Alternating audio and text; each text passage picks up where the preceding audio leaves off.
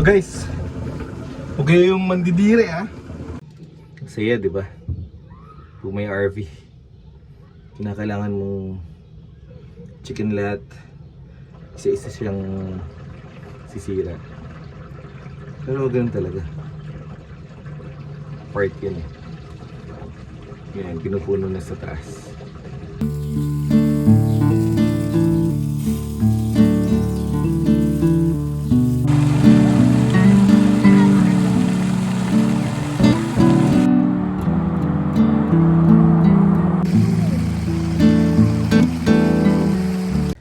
May wood tayo. Yan yung wood.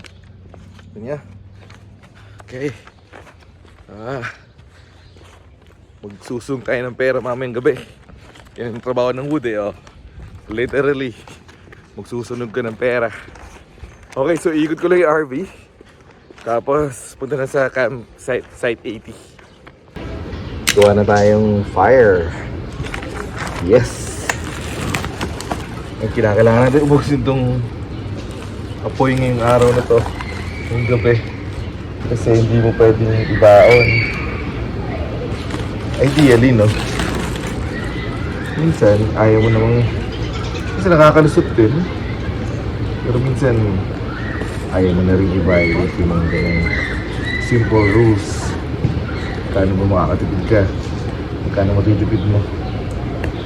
For example, diba? Tapos, dadala ka naman ng peste sa ibang lugar. Kasi may mga peste na kaya bawal magdala ng kahoy from one area to another. Kasi may mga peste na pwede mong madala. And may mga ibang iba't iba sila eh. May mga iba't iba silang prone. So kapag ka napuruhan yung isang region, yari. Peste yung mga puno dun. Pinagbabawal nila. So, yan. Ano tayong apoy?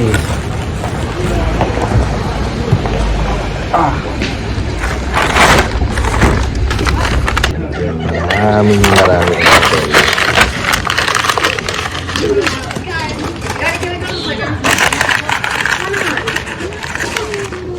Yan. So, yung maliliit na kahoy.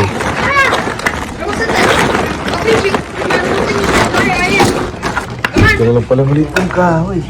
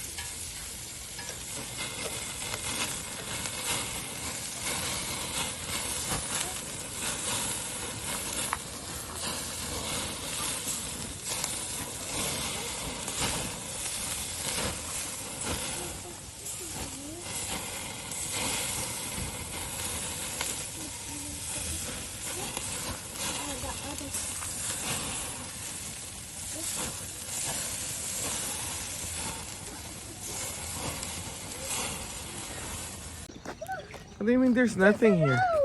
Yeah, that's what walking around is. No, you can't walk on the road. Of course you can in campgrounds. But what about that road?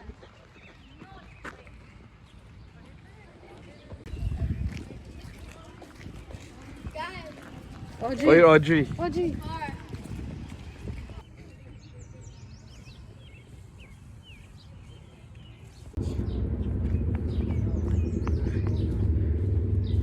It's under the bridge.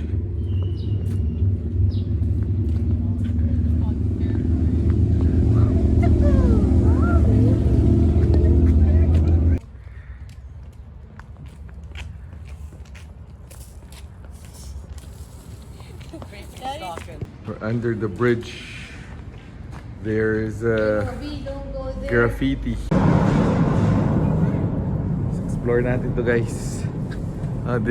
There's somebody in the boat, so let's leave them alone. Over here, Robbie.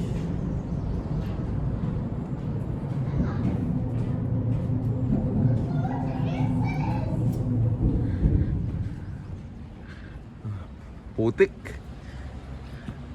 May launch.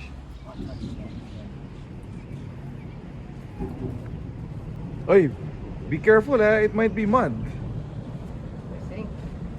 Yeah, it's mud. You might you check it first.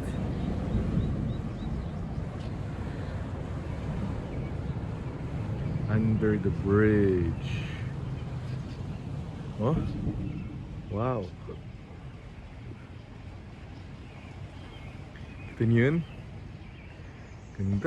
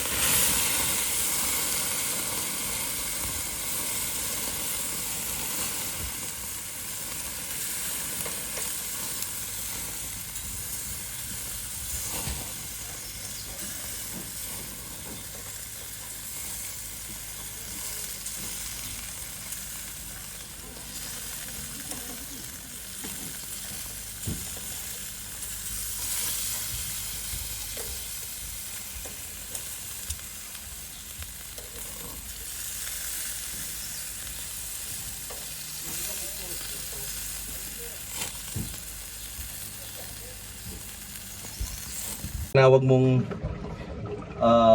full service yung campground, ibig sabihin meron siyang electrical power, meron siyang water, at meron siyang sewer.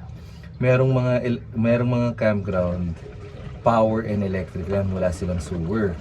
Ang ibig sabihin nun, pag magdadam ka, meron silang dump station dun sa labas.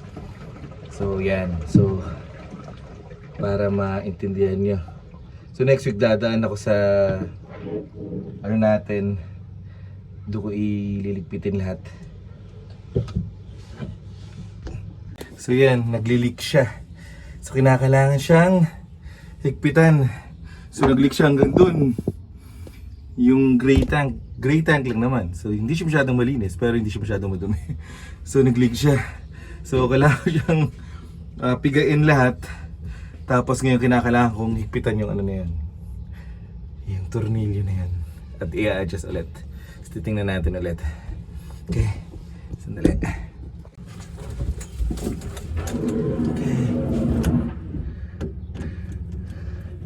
Yun, maluwag. Ito niya, maluwag siya. So kailangan mo lang siya higpitan na ganyan.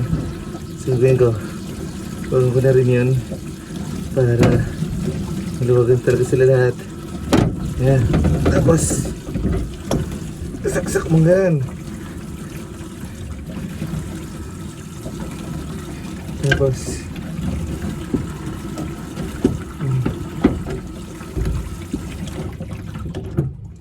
so kailangan ko pa ng isang camping pa ulit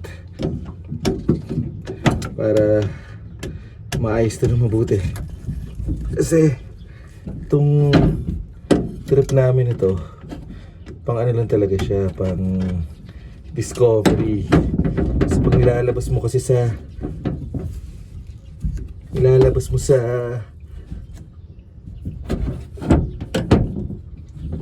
ano, pero kinakailangan ko yata sealer dito. Kapag nilalabas mo sa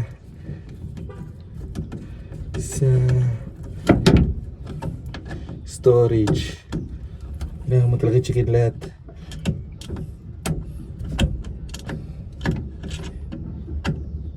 Kinakailangan natin ng sealer dyan.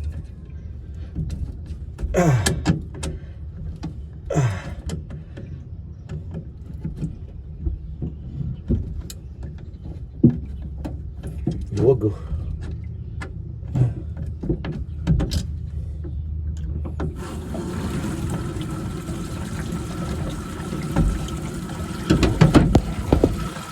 Ngayon titignan natin. Buhos ako sa taas kung maglilik pa rin. Dali, sasara ko ngayon to. Sasara ko yan. Sasara mo yan. Okay. Tapos, yun ako ngayon sa loob. Sa wakas. So guys, huwag kayong mandidire ha. So pinapakita natin to para alam nyo kung anong pinagdadaanan ng tunay na kasi minsan nag-glorify o ano tawag dito na ano tawag nila doon yung romanticize yung pagkakaroon ng RV. Masarap magkaroon ng RV, pero the truth also remains na kinakailangan mo siyang ayusin all the time. Diba? Ang ano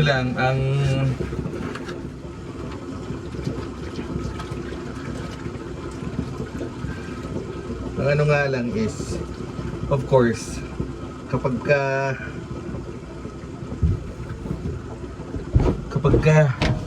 first day mo or first time of the year mo, ganun talaga. Maraming kinakailangan ayusin pagkalabas ng storage.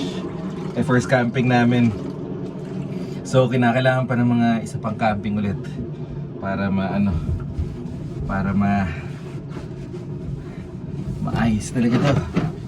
Mabuti. So, yan ang tunay na pagka-camping. So tingnan niyo yung setup nung nasa labas. So ito yung malaki, gray tank yan.